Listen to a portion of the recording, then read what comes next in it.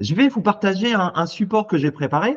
Et ce support, en fait, ça va être un petit peu notre fil rouge par rapport à ce thème. Alors, je l'ai un petit peu de façon provocante appelé en finir avec les casse-bonbons en formation. Bon, c'était un peu provocateur, mais c'est évident qu'on a affaire parfois à des publics difficiles. Mais vous allez voir, pendant cette présentation, je vais faire preuve de beaucoup d'indulgence et je vais essayer de vous partager des méthodes et des techniques pour essayer quand même d'inclure ces personnes, tout en vous préservant également, parce que il faut être aussi attentif à être capable, ce genre de personnes, à ce qui ne vous pollue pas une journée de formation. J'imagine on est principalement entre comptes, etc. Tout comme moi, vous avez dû vivre parfois des journées un peu difficiles à cause d'un élément ou deux. On garde le sourire, on essaie de rester très professionnel, mais c'est vrai que parfois, ça nous démange de piquer ou d'envoyer balader la personne. Bon, ça, c'est vraiment le dernier recours, la dernière extrémité, tout comme la batte de baseball, je vous le déconseille. Alors, euh, je vous passe le support et puis je vais commencer par vous présenter. Hop, alors, le support que je vous ai préparé. C'est parti. Je vous montre ça. On va s'appuyer donc sur ce support. Ça va nous permettre comme ça de dérouler un petit peu donc, cette animation. Allez, je vous partage le support. Vous allez faire la connaissance de notre ami Boris. Alors, je vous présente Boris. C'est lui qui va nous accompagner donc au cours de cette visio. Alors, Boris, en ce moment, il ne va pas fort. Il traverse une mauvaise passe. Alors, tant au niveau perso qu'au niveau professionnel, c'est pas simple pour Boris en ce moment. Vous voyez, ses nuits, elles sont agitées. Donc, la nuit, il est tourmenté parce qu'à la maison, ça va pas fort. Le petit dernier fait pas ses nuits, il les réveille constamment. Au boulot, il a un nouveau patron, il a un nouveau chef et ça se passe pas très bien avec lui. Et donc, notre ami Boris, bim, aujourd'hui, il a une formation. Il vient en formation et évidemment, vous connaissez comme moi un petit peu cet adage où on dit bah, on laisse ses soucis à la maison. Ben, je défie quiconque en fait, d'être capable de le faire parce que dans la réalité, on vient également avec ses soucis, on vient également avec tous les problèmes qu'on a pu avoir et qu'on a encore dans la semaine. Et donc, notre ami Boris, il n'échappe pas à la règle. Donc, Boris arrive en formation. Première question, parce que c'est sous cet angle notamment qu'on va aborder cette gestion des personnes difficiles. On va l'aborder notamment sous l'angle des émotions. D'après vous, notre ami Boris, je vous l'ai dit, il a des tracas, soucis personnels, soucis professionnels. Comment peut-il arriver, dans quel état en termes d'émotions peut-il arriver dans cette formation, d'après vous? Là, je vous laisse la parole. J'attends. Dites-moi comme ça spontanément. Irrité, ouais, tout à fait. Il est irrité. Il n'a pas trop envie de participer, Laurence, en effet. Il est préoccupé. Ouais, vous avez raison, il est triste, c'est possible. Mais ouais, renfermé, Alexis. Vous avez vu, il y a un cumul d'émotions et le moins qu'on puisse dire, c'est que ce sont des émotions désagréables. Alors, j'en profite pour vous parler un peu des émotions, puisque ça va être aussi justement un moyen privilégié par rapport à la gestion des personnes difficiles en formation. On ne parle pas d'émotions positives ou d'émotions négatives. On va parler d'émotions agréables et on va parler d'émotions désagréables. Parce qu'une émotion en soi, c'est un signal. C'est le signal d'un déséquilibre. Et donc, on va devoir apporter justement des réponses par rapport à ce déséquilibre. Mais parler d'émotions positives et négatives, ça n'a pas de sens, puisque quelle que soit l'émotion, certaines sont particulièrement désagréables. En fait, elles nous font passer un message.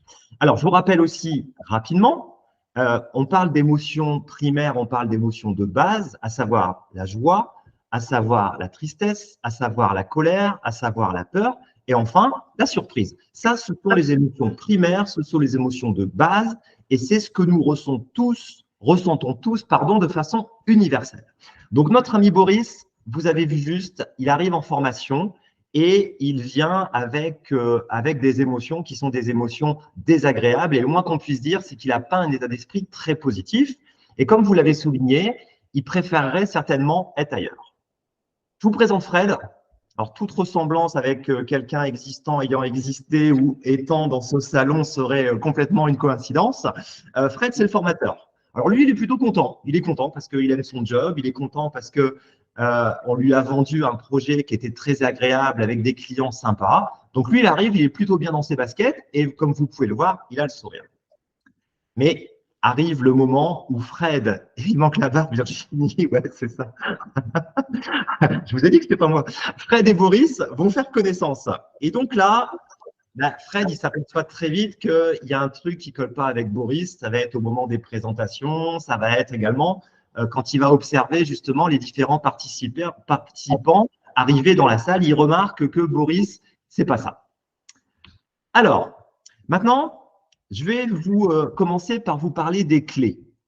Les clés pour justement gérer les personnalités difficiles. On va rentrer vraiment dans le vif du sujet. Le but du jeu au cours de cette présentation, c'est d'être très concret et d'essayer de trouver des solutions par rapport à des comportements, par rapport à des personnalités qu'on rencontre. Alors, fort heureusement, pas très souvent, mais c'est vrai quand même qu'on les rencontre en formation.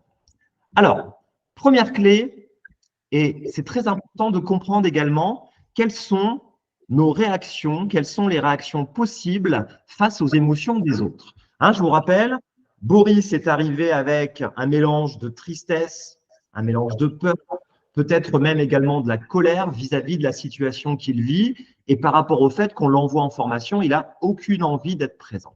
Alors, face aux émotions des autres, on a 4 réactions possibles. La première, c'est ce qu'on appelle l'apathie. Alors, l'apathie, c'est le fait de ne manifester aucune émotion face à quelqu'un. Alors, évidemment, là, les postures que je vais vous présenter, c'est les postures que vous ne devrez surtout pas adopter. On verra tout à l'heure justement comment réagir. Là, je vous présente plutôt l'anti-réponse et la mauvaise réponse face à une situation comme celle-là. Salut Isabelle. Alors, l'apathie, c'est le fait de ne manifester aucune émotion. Alors, il y a des exemples qu'on peut rencontrer dans des circonstances d'ailleurs qui sont en général assez délicates et douloureuses. Je prends l'exemple des médecins. Certains médecins, et je peux vous garantir pour avoir travaillé avec le monde médical que je ne connais aucun médecin qui est indifférent à la souffrance des autres, simplement, ils ont par contre tellement connu de situations difficiles à gérer, c'est tellement difficile parfois pour eux de faire face à la souffrance, face à la douleur, de faire face même à des situations gravissimes, que certains médecins se coupent complètement de leurs émotions et des émotions des autres. Ouais, c'est ça, Virginie se blinde, ouais, tout à fait. Donc l'idée, c'est qu'en fait, le médecin, il va vous annoncer un truc pas très rigolo, un truc grave, et il va vous demander dans la foulée la carte vitale, moyen de paiement, etc. C'est-à-dire que vous avez le sentiment que le médecin en face de vous se fiche complètement de ce qu'il vient de vous annoncer. Ouais, médecin ou psychopathe, ouais. Là, c'est encore autre chose, on est dans le champ là, de la pathologie. Mais prenons un médecin qui est en difficulté par rapport à la gestion des émotions, et pour éviter d'avoir à faire face à toutes ces difficultés, il va choisir de se blinder, de se retrancher derrière un masque et derrière une carapace. Donc l'apathie, c'est le fait de refuser l'émotion. Ça, c'est la première posture, et celle-ci, évidemment, je ne vous la recommande pas du tout. La deuxième, elle n'est pas beaucoup, c'est ce qu'on appelle l'antipathie. Alors, l'antipathie, c'est le fait de refuser à quelqu'un d'autre l'émotion qu'il est en train de vivre. C'est-à-dire qu'on considère que son émotion n'est pas légitime. Et donc, on va la rejeter. C'est, vous savez, les personnes, quand par exemple, vous vous emportez un petit peu, et puis vous avez des bonnes raisons de le faire, les chaussettes qui traînent dans le salon ou le frigo qui ne se remplit pas tout seul par magie et le soir, il ne reste plus rien. C'est le fait qu'en face de vous, vous avez quelqu'un qui va vous dire ouais, « c'est bon, ce n'est pas la peine de t'énerver ou de te mettre en colère ». Qu'est-ce qui va se passer dans ce cas-là? Évidemment, vous allez partir dans les tours et ça risque de monter encore un peu plus parce que vous aurez non seulement, bien sûr, la raison de votre réaction, mais en plus de ça, vous aurez le fait qu'en face de vous, vous avez quelqu'un qui semble prendre les choses à la légère ou se moquer de vous. Donc ça, c'est ce qu'on appelle l'antipathie. C'est le fait de refuser aux autres l'émotion qu'ils sont en train de vivre. Alors, je fais une nuance également l'émotion. Les émotions, elles sont toujours légitimes. Les émotions sont toujours légitimes. Alors déjà parce qu'une émotion, c'est quelque chose que l'on ne contrôle pas. Et une émotion, comme je vous le disais tout à l'heure, elle traduit un déséquilibre, elle traduit un manque, elle traduit un ressenti par rapport à une situation. L'émotion est toujours légitime. C'est une réaction physiologique, en effet, tout à fait, Isabelle. En revanche, l'expression de l'émotion, elle, n'est pas toujours légitime. Alors, ce que je dis souvent en formation, c'est que vous avez le droit d'être en colère, vous avez le droit de ne pas être d'accord avec moi, ça ne vous donne pas le droit de me frapper ou de me mettre un coup sur la tête. Donc, vous avez le droit de vivre et d'exprimer une émotion. Votre réaction, en revanche, elle doit rester adaptée par rapport à la situation. Alors ça, c'est l'antipathie, c'est le fait de refuser aux autres une émotion, ce qu'ils sont en train de vivre. Donc, si je reprends mon exemple de tout à l'heure, Boris est en train de vivre une émotion désagréable, soit je reste indifférent, je fais comme si je m'étais aperçu de rien. Alors évidemment, Boris, ça va certainement renforcer encore sa colère, sa tristesse, le sentiment qu'il n'a absolument rien à faire ici et qu'il a en face de lui quelqu'un qui l'ignore complètement. Deuxième chose, si Boris manifeste de l'irritation et que je lui coupe l'herbe sous le pied et que je lui explique qu'il n'a pas la place pour exprimer ses émotions, même chose, il risque d'y avoir également un phénomène d'escalade et ce n'est pas ça qui va améliorer les choses. Troisième posture possible par rapport aux émotions des autres, c'est la sympathie. Alors, la sympathie en grec, c'est sympathia. Je vous fais un petit point étymologique. Sympathia, ça veut dire souffrir avec. Le fait d'être en sympathie avec quelqu'un, c'est le fait de ressentir la même émotion que l'autre. Alors, ce n'est pas non plus une posture qui est efficace. Alors, d'une part, parce que moi, en tant que formateur, je dois également me préserver. Et quelqu'un qui est sympathique, c'est quelqu'un qui va s'esquinter. Parce que c'est quelqu'un qui va éponger les émotions des autres. Alors imaginez, vous avez déjà vos propres émotions à gérer. Si en plus vous absorbez les émotions des autres, vous ferez malheureusement pas long feu dans ce métier, ni même dans tous les métiers de l'accompagnement. Alors, la sympathie, on a du mal, en revanche, ouais, je suis pas là pour s'ouvrir, Virginie, c'est ça. La sympathie, en revanche, c'est beaucoup plus compliqué quand ça touche des proches. C'est évident que quand nos proches expriment des souffrances, des difficultés, on a beaucoup de mal à ne pas se laisser contaminer. Je pense notamment à nos enfants. C'est évidemment beaucoup plus difficile avec eux de conserver de la distance, parce que là, évidemment, on est en sympathie avec eux et ça se fait presque assez facilement et assez naturellement. En revanche, en formation, on doit être attentif justement à être dans la gestion des émotions et à conserver une distance utile avec les émotions des autres. Leurs émotions leur appartiennent, nous avons nos propres émotions et en plus de ça, on doit rester dans une posture qui va permettre d'aider l'autre et la sympathie ne permet pas d'aider. La sympathie offrira peut-être un peu de réconfort, mais ce n'est pas parce que l'autre est triste et que je suis triste à mon tour que je vais pouvoir l'aider et que je vais pouvoir gérer la situation. Ça va pour vous? Alors, maintenant, je vais vous parler de la posture qui est la posture la plus adaptée quand on a affaire à quelqu'un, justement, qui manifeste du mécontentement ou du mépris ou le fait qu'il n'est pas content d'être là. On va devoir privilégier une posture, c'est celle de l'empathie. Alors, l'empathie, c'est le fait d'entrer en relation. Et c'est ce qui permettra en fait l'empathie de trouver la bonne distance, la bonne mesure avec justement les personnes qui sont réticentes ou qui expriment des émotions dans un groupe de formation et qui risqueraient de contaminer le reste ou de rendre la journée impossible. L'empathie, je m'arrête un peu dessus parce qu'il y a souvent également autour de l'empathie pas mal d'erreurs, pas mal d'idées reçues ou d'idées erronées concernant cette notion. Être en empathie avec quelqu'un, c'est pas, comme c'est le cas dans la sympathie, le fait de vivre les mêmes émotions que la personne. En fait, dans l'empathie, il y a surtout le fait de comprendre. Il y a un phénomène de compréhension de l'émotion de l'autre. Ça veut dire quoi? Ça veut dire que notre ami Boris, si j'avais été le Fred formateur et que j'avais accueilli ce Boris, j'aurais vu, parce que notre job, et c'est là en fait que commence également la gestion des publics difficiles, c'est dans l'observation. C'est-à-dire qu'au moment où on accueille nos participants de formation, il ne faut pas être tourné vers soi. Il ne faut pas se dire qu'est-ce que je vais leur raconter, qu'est-ce que je vais expliquer, comment je vais démarrer ma séance. C'est un moment privilégié où on va devoir justement être dans l'observation. Et dans cette phase-là, vous aurez certainement pu remarquer que notre ami Boris, il n'est pas bien dans ses baskets. Un regard, des gestes, des attitudes, des paroles. Et tout ça vous donnera un maximum d'informations pour ensuite adapter votre comportement. Ouais, c'est ça, Hervé. Il n'y a rien de mieux qu'observer les apprenants. Et ça fait partie du job. Et pour moi, ça fait partie également, justement, de tout ce qui permet en prévention, justement, d'être après bien meilleur quand il s'agira d'accueillir, de gérer des personnalités difficiles. C'est parce que j'ai observé en amont que j'ai affaire à des personnes qui ne sont pas très bien que je vais pouvoir ensuite m'adapter.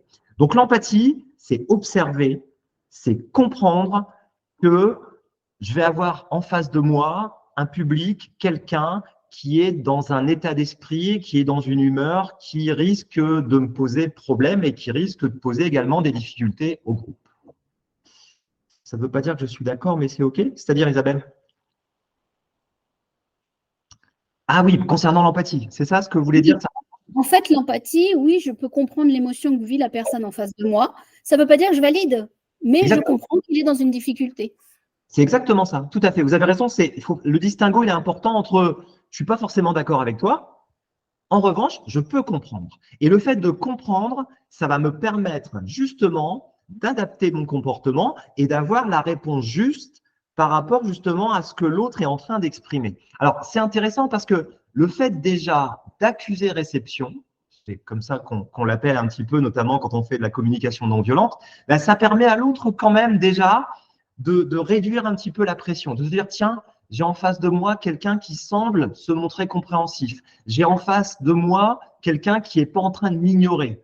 Vous savez que parmi les craintes fondamentales qu'on peut avoir en formation, il y a celles notamment concernant le rejet, concernant la peur, concernant l'humiliation. C'est-à-dire que je peux venir en formation en me disant, peut-être, moi, j'ai des souvenirs de l'école qui sont des souvenirs très mauvais. Et vous savez que pas mal de nos stagiaires font référence à l'école, même quand ils sont en formation adulte. Et donc, tout ça risque malheureusement, justement, de les amener dans un état d'esprit qui, pour nous formateurs, va être compliqué à gérer.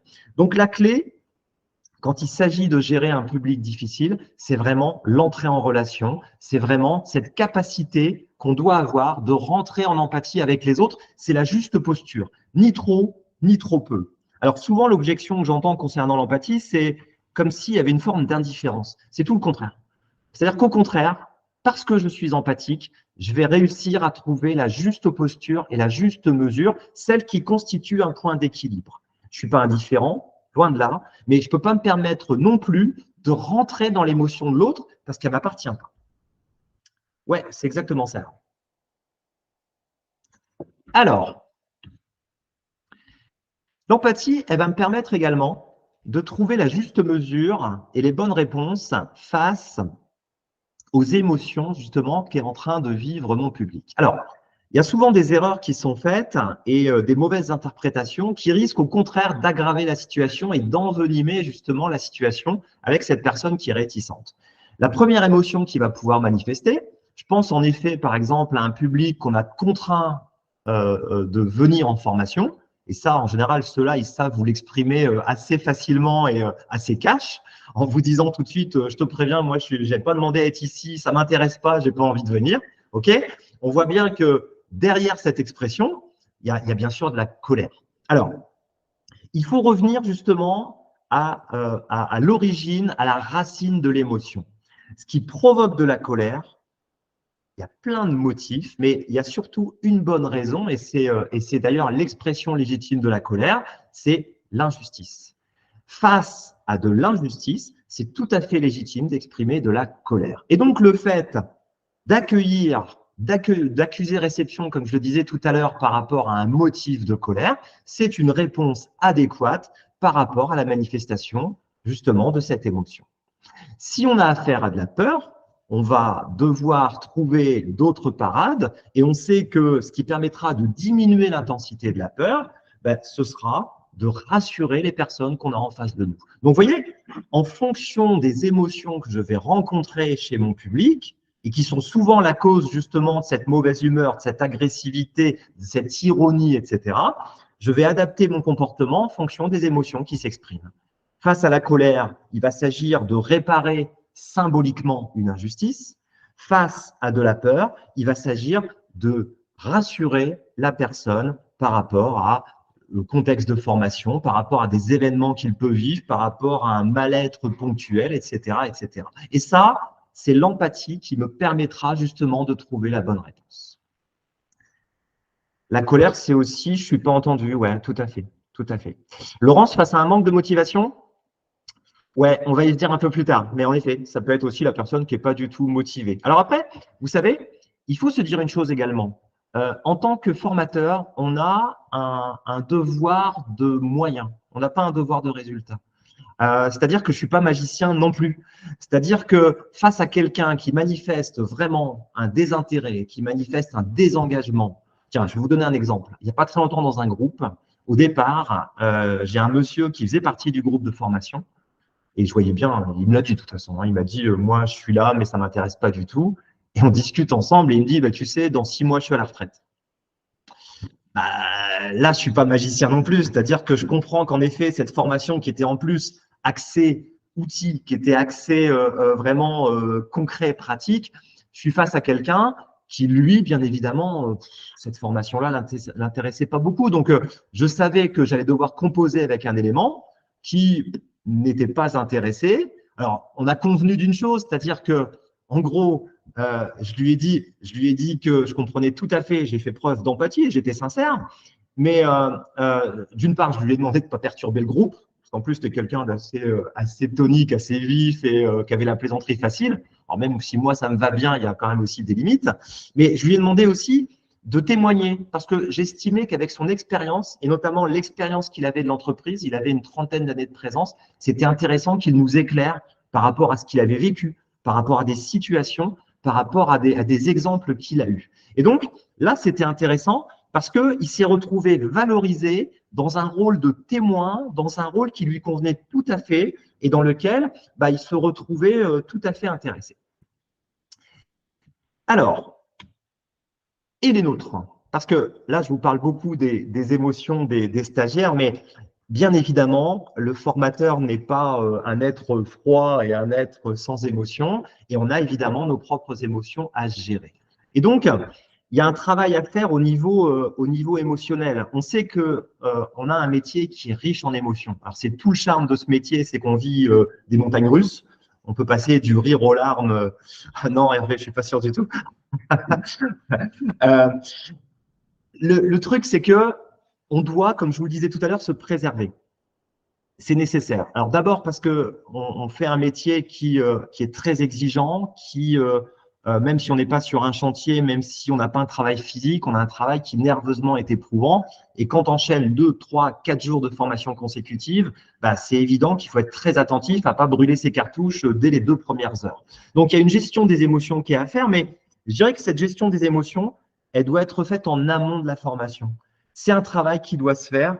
Alors, ensuite, ouais, on est vidé, Sandrine, c'est clair. Ensuite, on a tous nos méthodes, on a tous nos techniques, mais c'est une sorte d'hygiène professionnelle de régulièrement se ressourcer. Alors, ça peut être à travers des techniques de respiration, ça peut être à travers de la méditation, ça peut être à travers nos hobbies, ça peut être à travers un engagement associatif, etc.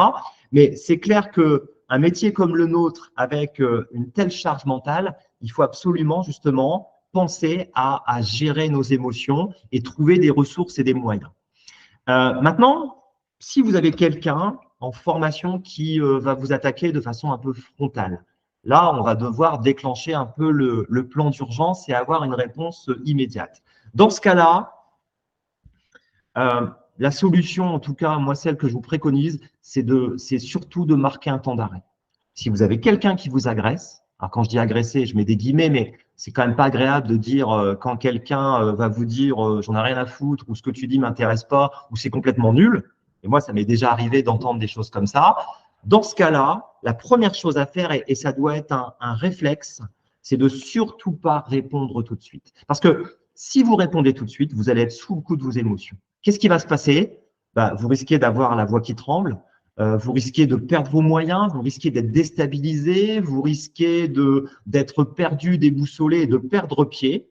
Et donc, l'idée, c'est de vous offrir du temps.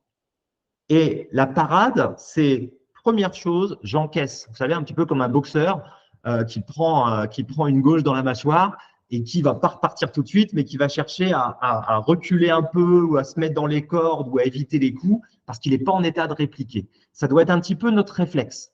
Le réflexe, c'est je prends du recul, je respire.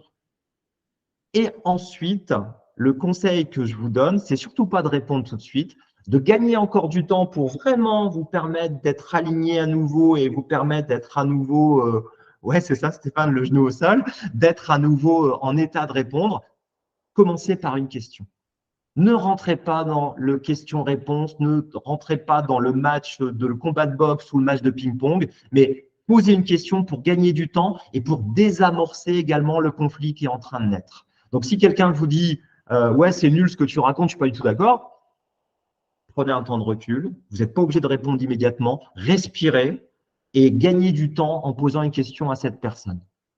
Bah, qu'est-ce que tu veux dire? Qu'est-ce qui ne va pas? Voilà, là, vous avez gagné du temps. Vous ne rentrez pas en conflit avec la personne. Je ne suis pas en train de m'opposer. Je suis en train d'essayer de trouver une solution un peu plus constructive. Et surtout, pendant ce temps-là, je me réaligne, je me remobilise et ça me permet de gagner du temps. Donc, vous voyez, la gestion des émotions, elle est aussi extrêmement importante dans notre métier. Et c'est vrai, et c'est davantage vrai quand justement on est face à quelqu'un qui nous met en difficulté. Il ne faut pas se raconter l'histoire. On peut être un formateur débutant, on peut être un formateur chevronné. C'est jamais agréable de devoir gérer des conflits en formation. Jamais. En tout cas, de mon point de vue, c'est quelque chose auquel je ne m'habitue pas et qui, encore aujourd'hui, continue de me mettre en difficulté. Ouais, Nicolas, en plus de ça, il parle de son point de vue et en effet, ce n'est pas une généralité. Le risque, c'est qu'il prenne le groupe en otage ou alors que d'autres personnes viennent également à sa rescousse et viennent le défendre. Donc, surtout pas rentrer en conflit, surtout pas apporter l'escalade, mais au contraire, désamorcer. Ça, c'est un réflexe à avoir. Ouais, les règlements de compte entre participants. Alors, d'autres outils également qui peuvent être intéressants pour vous, je fais une parenthèse par rapport à ça. Vous savez, on a parfois aussi, et je pense que Nicolas, justement, tu es intervenu, mais tu connais ça, je pense au ProcessCom, je pense à la méthode DISC, je pense à tous les inventaires de personnalité qui peuvent, en tant que formateurs également, nous apporter des pistes et des infos par rapport à certains profils qui peuvent nous mettre en difficulté. Quand on les a identifiés, on est aussi, je pense, capable de savoir quel type de réponse apporter. Je prends l'exemple du ProcessCom. Par exemple, vous avez dans le ProcessCom un type de personnalité qu'on exprime comme le promoteur. Promoteur, c'est plutôt des gens cash, c'est plutôt des rentre-dedans. C'est des gens qui salut Isabelle, avec plaisir. C'est des gens qui, justement, détestent pas le conflit. Au contraire, ça apporte un peu de piment, ça apporte un peu d'adrénaline. Et si toi-même, tu n'es pas avec ce profil, tu risques d'être en difficulté. Donc là, on est presque aussi, concernant le formateur, dans du développement personnel, à savoir quel est mon profil, quelles sont mes préférences, mais également, justement, qu'est-ce que je dois travailler, qu'est-ce qui risque de mettre en difficulté et comment je peux m'y présenter, comment je peux m'y préparer. Alors, autre chose également, et ça c'est très important, c'est bien évidemment la question des limites. Parce que la meilleure gestion au monde d'un stagiaire qui va nous mettre en difficulté, elle doit également, et c'est absolument nécessaire, elle doit absolument avoir également des limites. C'est-à-dire que je peux accepter que quelqu'un manifeste de la colère, je peux manifester quelqu'un soit pas très content, ok, mais il y a évidemment des limites. Et ces limites, il faut les poser très rapidement. C'est en général ce qu'on fait quand on ouvre, quand on introduit une formation ou on développe une charte qui va être une sorte de guide, de roadbook pour l'ensemble du groupe.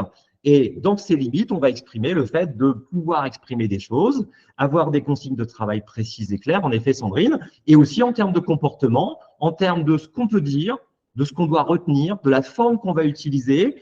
Tout ça, c'est extrêmement important parce que la personne a tout à fait le droit, je le disais, c'est tout à fait légitime qu'elle ait des émotions. En revanche, ça doit se faire d'une façon qui reste convenable, d'une façon qui reste polie, sans agressivité, sans mettre les personnes en difficulté, sans jugement personnel, sans dénigrer, etc., etc., etc. Et ça, il faut être très au clair par rapport à ces limites.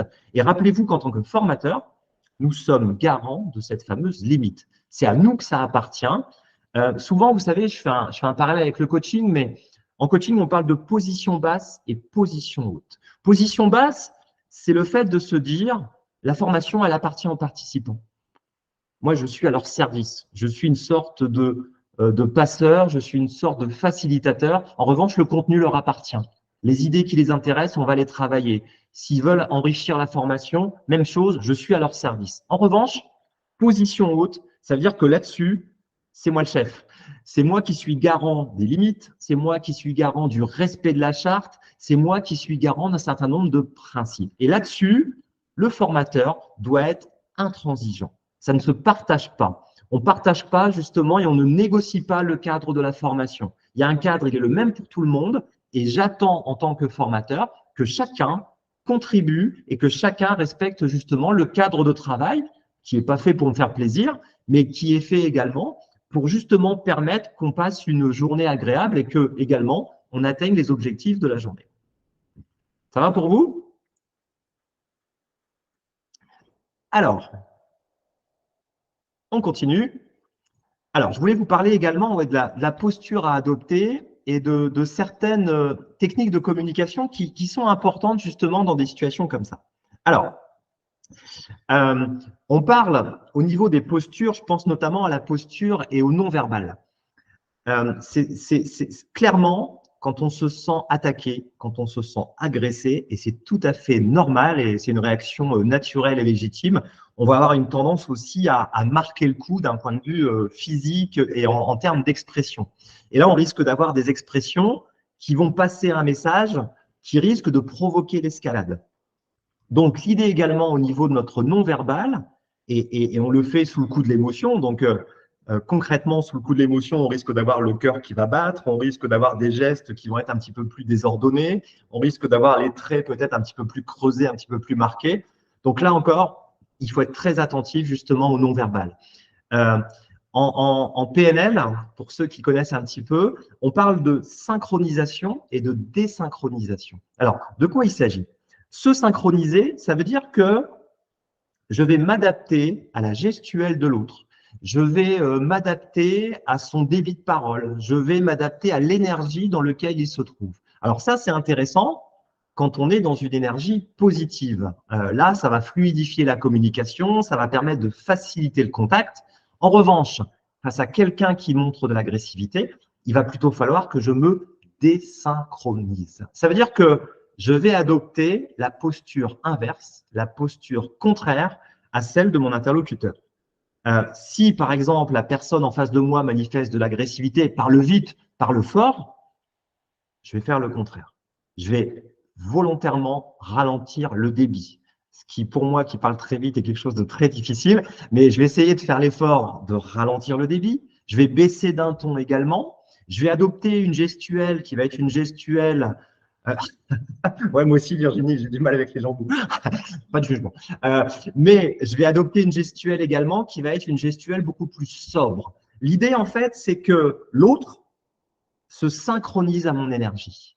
Donc, c'est pour ça qu'on parle de désynchronisation, c'est-à-dire que je ne vais pas me caler sur l'énergie, je ne vais pas me caler justement sur l'expression, sur la gestuelle de l'autre. Je vais plutôt faire en sorte de le ramener vers ma gestuelle, prendre également une posture qui va permettre à l'autre de se caler sur la mienne et de faire baisser également l'émotion. Alors, vous savez, quand on parle d'émotion également, on n'aura pas le temps de le faire, mais ça pourrait faire l'objet d'un autre live, c'est qu'en fait, il y a également des choses qui se passent au niveau de notre cerveau. Alors, je vais vous faire une présentation extrêmement rapide de ça. Ça ferait bondir certainement des neuroscientifiques, etc. Mais globalement, notre cerveau, il est découpé en zones. Et parmi ces zones, celle qui commande l'émotion, c'est le système limbique. Le système limbique, c'est lui, en fait, qui crée l'émotion, c'est lui qui la génère et c'est lui qui, également, va passer des messages au corps et le corps va réagir par des processus chimiques à partir de cette émotion. On sait par exemple que la colère va provoquer une décharge d'adrénaline. Donc l'adrénaline étant une hormone qui, par exemple, va faire un peu gonfler les muscles, parce que si vous êtes en colère, vous allez peut-être devoir vous défendre, parce que l'organisme assimile ça à un danger. Et donc l'adrénaline va être présente dans le sang. le sang va irriguer les muscles et les muscles vont être prêts en fait pour une riposte, pour une bagarre, etc., etc. Et donc, pour éviter que le limbique reste aux commandes de l'organisme, je vais plutôt essayer, moi, de ramener le calme et finalement de réussir à ramener des choses qui sont plus de l'ordre de la raison et notamment ce qui se passe dans le cortex. Ouais, Sandrine, c'est aussi la partie reptilienne, celle qui en fait se manifeste quand on se sent en danger. Ouais, vice-versa, c'est une très très bonne référence en effet. Je crois qu'il y a une suite là qui va sortir d'après ce que j'ai vu. Le premier était excellent. Donc, le but du jeu, ça va être justement de ramener de la sérénité, de ramener de la tranquillité. Et ça peut se faire parce que ma posture va encourager l'autre à se synchroniser sur ce calme. Et vous savez, à un moment, c'est comme dans la vraie vie en fait, c'est-à-dire que l'autre, s'il voit qu'il n'arrive pas à me déstabiliser, s'il voit que je ne rentre pas, que je ne marche pas dans sa colère, qu'est-ce qui va se passer? Il risque de se lasser, de boxer un peu tout seul. Il faut être deux pour qu'il y ait un combat. Et il va très vite s'apercevoir en fait qu'en face, moi, je reste calme et j'ai surtout pas envie de rentrer dans l'escalade et j'ai surtout pas envie de rentrer en conflit avec lui. Donc, notre posture, elle est évidemment très importante à ce moment-là parce que c'est elle aussi qui va contribuer à la désescalade ou au contraire, malheureusement, à envenimer la situation et à un moment, ça va être hors de contrôle. Ouais, tout à fait, il y a les mouvements inconscients, Stéphanie également. Alors, en termes de communication, il va falloir, là aussi, être capable d'adopter un mode de communication qui soit, je vais prendre appui notamment sur la communication non violente. La communication non violente dans des situations comme celle-là, c'est un grand secours. Parce que si vous suivez la méthode, si vous appliquez justement la communication non violente, le gros avantage, c'est qu'en fait, vous allez permettre là encore de dire des choses, c'est-à-dire que vous n'allez pas, vous plier, vous n'allez pas faire le paillasson face à quelqu'un qui va se montrer agressif, mais vous allez le faire d'une façon qui va permettre de conserver le lien. C'est ça qui est important quand on a en face de nous quelqu'un qui ne met pas de bonne volonté, quelqu'un qui se montre agressif, quelqu'un qui est tyrannique. Il va falloir conserver le lien. C'est-à-dire que je vais pouvoir lui passer des messages sur le fait que je ne suis pas d'accord avec son comportement, sur le fait qu'il y a des limites qui, à mon sens, ont été dépassées. En revanche, ma priorité dans ce cas-là également, ça va être de conserver le lien avec la personne. Et ça, c'est extrêmement important.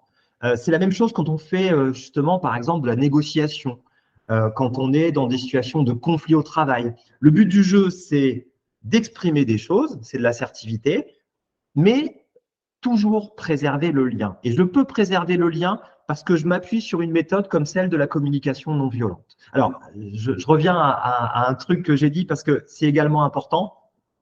Attention avec l'humour. C'est tentant, parfois, quand on voit quelqu'un qui bougonne, quand on voit quelqu'un qui fait sa mauvaise tête, etc., de se dire, allez, je vais le remettre en place, je vais balancer une vanne. En plus de ça, ça va faire rigoler tout le monde. Attention.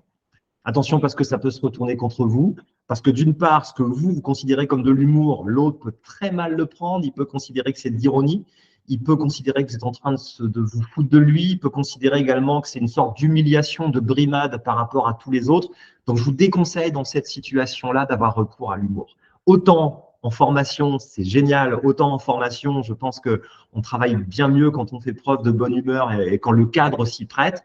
Quand on est dans une situation de conflit, quand on est en difficulté, il faut éviter. Rester sur des méthodes éprouvées, la communication non violente. Alors là, ça pourrait faire l'objet de tout un atelier, et on pourra le faire d'ailleurs, mais rester sur des méthodes comme celle-là. C'est-à-dire que, en gros, si je vous résume, mais là encore, je vais faire bondir, après les neuroscientifiques, je vais faire bondir ceux qui maîtrisent la communication non violente, mais l'idée, c'est, je vais m'appuyer sur des faits, pas de jugement.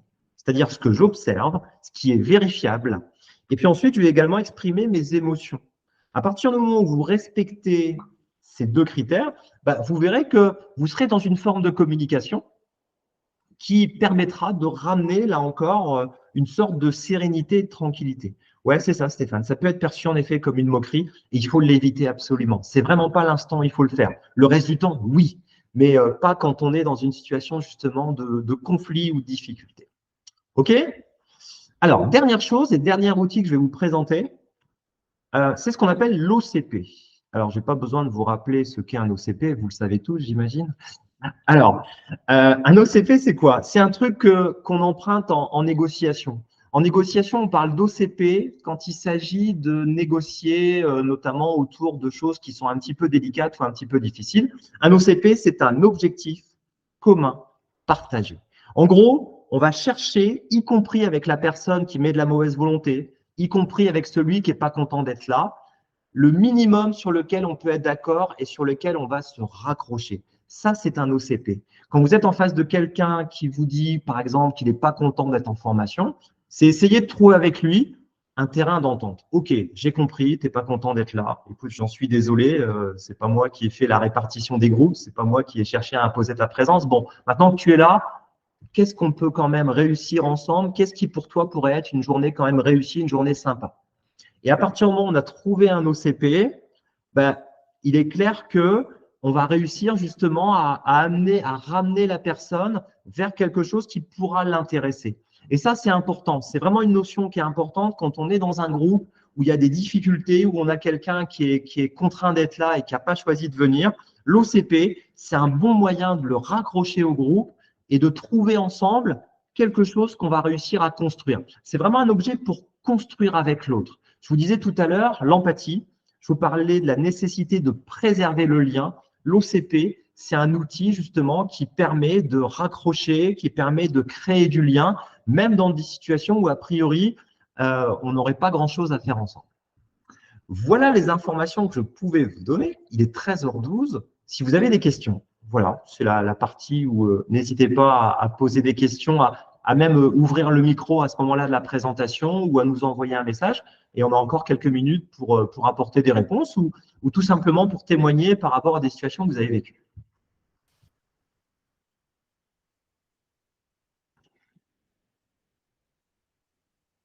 Ça va? Non, mais excusez-moi, je me permets, c'est Virginie. Bonjour à tout le monde. En fait, je me permettais vraiment d'intervenir parce que la problématique majeure, en tout cas, que j'ai pu avoir à gérer et assez compliquée, c'est pas le rapport entre le formateur et le participant, c'est vraiment entre participants. Oui. Parce qu'il y a vraiment des règlements de compte entre eux, où parfois, c'est en fait, ils ont tous il y a un peu des valises, ils viennent avec leurs valises, un peu leur. C'est l'occasion de tacler celui qu'on ne supporte pas, quoi. Donc, et c'est vrai que par rapport à ça, c'est comme on ne connaît pas leur histoire et leur vécu, parfois c'est un petit peu compliqué en effet à gérer. Ouais, vous avez raison, Virginie. Ça, c'est une situation qui est extrêmement délicate. Le risque, c'est qu'on soit accusé de prendre parti. Et surtout pas l'objet. L'idée, justement, c'est ça. C'est de profiter de notre neutralité en tant que coach ou en tant que formateur et de les ramener à la coopération. Et surtout pas rentrer dans qui a tort, qui a raison. Les ramener au cadre. Tout à l'heure, je vous disais que le formateur et le coach sont en position haute. Leur rappeler qu'on est en formation, que j'ai affaire à des professionnels et que j'attends d'eux de la coopération à défaut qu'ils s'entendent bien. Et ça, à la limite, pour moi, ça n'a aucun intérêt. C'est leurs affaires. Ils régleront leur compte plus tard. Mais dès lors qu'ils sont en formation, j'attends d'eux un comportement professionnel. Donc, c'est le moyen justement à ce moment-là de ramener du cadre, de ramener aussi justement, et cette partie, elle est importante en amont de la formation, sur les droits, les devoirs de chacun, les comportements qu'on va encourager, ceux au contraire qu'on va chercher à bannir. Et dès lors qu'on constate un débordement comme ça, on va devoir les recadrer fermement. Parce que ce n'est pas l'objet et parce qu'on a affaire à des professionnels et quelles que soient les querelles, quels que soient les problèmes, nous, on ne va pas rentrer dedans parce que de toute façon, on ne connaît rien. Et en effet, ça serait stérile parce que, très franchement, je ne sais pas moi, qui a tort, qui a raison. Et je dirais qu'à la limite, ça m'importe peu. Mais en revanche, il y a des attendus. Et l'attendu, c'est le comportement professionnel. Donc, c'est vraiment le moyen dans ce cas-là de surtout pas rentrer dans l'objet du litige, de surtout pas se mettre en médiateur parce que ce n'est pas l'objet, mais de rappeler avec fermeté le cadre de la formation et les attendus concernant le professionnalisme de chacun. C'est la méthode, c'est la seule méthode, je pense, qu'on peut appliquer, mais en tout cas, c'est compliqué. Et en effet, c'est très délicat à gérer, très désagréable. C'est d'autant plus désagréable, Virginie, quand tu n'as pas été préparé en amont et que le commanditaire ne t'a pas expliqué tout ça. Ça m'est arrivé en effet où j'ai eu des groupes où c'était un peu la guerre civile. Et quand je voyais le RH après, je lui ai dit, t'as pas oublié de me parler d'un truc? Ah ouais, t'as vu, ils s'entendent pas très bien. Oui, c'est juste un détail, mais c'est pas très agréable en effet. Ok, merci Fred. T'en prie. Pour un apprenant qui se prend pour le formateur, je lis au passage, hein. Gardez en tête pour chacun et tous le besoin de sécurité. Ouais, c'est vrai, Camille. En effet, il y a des besoins, hein. On peut l'évoquer également. Merci Nathalie, à bientôt. On doit également veiller à ce que, en effet, il y ait une sécurité, alors physique, mais celle-là, normalement, elle est assurée, mais psychologique aussi. Et c'est vrai qu'un certain nombre de participants pourraient se sentir menacés, pourraient également, en fait, sentir que leur confiance, leur estime d'eux-mêmes, leur identité est menacée. Et ça, notre job de formateur est vraiment là-dessus très important pour être le garant, là encore, de tous ces critères. Et puis, quand on a un apprenant qui se prend pour le formateur, ouais, c'est jamais très facile à gérer. C'est une situation qui n'est pas très agréable. Ben, dans ce cas-là, il faut, alors en coaching, on appelle ça de la triangulation. C'est-à-dire que si j'ai quelqu'un qui se prend pour le formateur, je vais accueillir ce qu'il dit, parce que dans le lot, il y a peut-être des choses intéressantes, mais quand il insiste, quand il veut vraiment prendre ma place, ou qu'à chaque fois que je dis un truc, il me contredit, ben en fait, je vais jouer le groupe contre lui. C'est-à-dire que physiquement, je vais me tourner, par exemple, contre l'autre côté de la salle, et je vais aller interpeller les autres. Tiens, t'en penses quoi, machin? Qu'est-ce que tu penses de ce qu'il a dit? T'es d'accord avec ça? Et là, ce phénomène de triangulation va ramener de l'équilibre dans le groupe. Je vais momentanément isoler la personne qui cherche justement à se faire passer pour le formateur en jouant lui contre le groupe. Et petit à petit, en faisant ça, ça va rééquilibrer les échanges et ça va permettre de le ramener au sein du groupe et à la place qui est la sienne, sans se priver pour autant non plus de ses interventions qui peuvent être pertinentes, qui peuvent être intéressantes. Mais le tout, c'est de lui faire comprendre en fait qu'il n'a pas plus d'importance que les autres et que mon job à moi, c'est d'équilibrer les échanges. Je ne vais pas me priver de ce qu'il a à me dire, mais par cette technique de triangulation, je vais aller chercher les autres parce que j'ai besoin aussi d'entendre les autres. Et au passage, ça va réduire son impact et son influence sur le groupe. Donc là encore, on doit faire preuve à la fois de fermeté, tout en restant souple. Vous voyez, c'est la fameuse gant de fer dans un gant, non, c'est la main de fer dans un gant de soie, c'est-à-dire que je suis ferme sur le cadre, mais souple dans son application. D'autres questions, d'autres remarques? Merci, Laurence. Travail. Ouais, c'est exactement ça également. Hein. Bruno? Salut Frédéric, ouais, je voulais partager un visuel qui n'est pas de moi, hein, je ne suis pas sur de l'autopromo. Moi, tu sais, je suis très facilitation graphique. Ouais, je sais, vas-y. Et tout à l'heure, quand tu as parlé de sympathie, empathie, tout ça, ça m'a rappelé cette planche que j'avais trouvée géniale à une époque. Elle est d'un facilitateur graphique qui s'appelle Cyril Bonneau. Et où en fait, il montrait, alors c'est une planche qui est plus orientée vers des managers, mais qu'on peut un petit peu s'y identifier en tant que formateur. C'est le côté, voilà, la différence entre l'apathie, c'est-à-dire j'ignore complètement, je suis dans le déni qu'il y a un problème, l'antipathie où je me moque du problème, la sympathie où je plonge dans le problème avec l'autre, et l'empathie inversement où j'écoute, je comprends et j'essaie de voir par quel levier je peux essayer de nous dépatouiller de tout ça. Donc voilà, j'avais envie de partager cette planche parce que souvent, je comprends mieux quand il y a des visuels parfois. Super. Non, mais génial, tu as bien fait. Super. D'ailleurs, ouais, je veux bien, tu peux me l'envoyer? Alors, je ne te l'enverrai pas pour rapport à Cyril Bonneau, mais je vais vous partager son site web et elle est sur son site web. Comme ça lui fera un peu de pub en même temps. Ouais, tu as raison. Super, Bruno, merci. Super. C'est vraiment génial. OK. On arrive au bout de ce live. On a légèrement dépassé. J'aime bien tenir les horaires. Avec plaisir, Valérie. Écoutez, j'espère que ça a été utile pour vous. Vous avez appris des choses. Pour moi, c'est très agréable en fait d'animer des ateliers comme ça. Ce que je vous propose, ce que j'aimerais avoir, c'est si vous voulez bien, ça m'intéresse toujours d'avoir un retour. Je veux bien avoir un retour par message sur ce que vous avez pensé, sur des suggestions, des idées. Je suis preneur. Et puis, je veux bien également vous me fassiez si vous avez des idées de live, je suis preneur. S'il y a des choses qui vous intéressent, si vous avez des questions, des thèmes que vous souhaitez que j'aborde, faites-le. Et puis à ce moment-là, j'organiserai prochainement un nouveau live.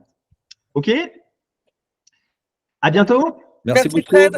Au revoir. Merci beaucoup, Frédéric. À bientôt. Avec plaisir. À bientôt. Bon après-midi. Au revoir.